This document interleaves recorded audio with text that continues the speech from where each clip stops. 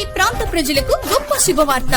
మీరు దూర ప్రాంతాలకు వెళ్లకుండా ఇప్పుడు మన దర్శిలోని మీనాక్షి హాస్పిటల్ నందు అత్యుత్తమమైన గుండె సంబంధమైన వైద్య సేవలు. విశేష అనుభవం కలిగిన ప్రముఖ కార్డియాలజిస్ట్ డాక్టర్ చల్లా రక్షితారెడ్డి గారు.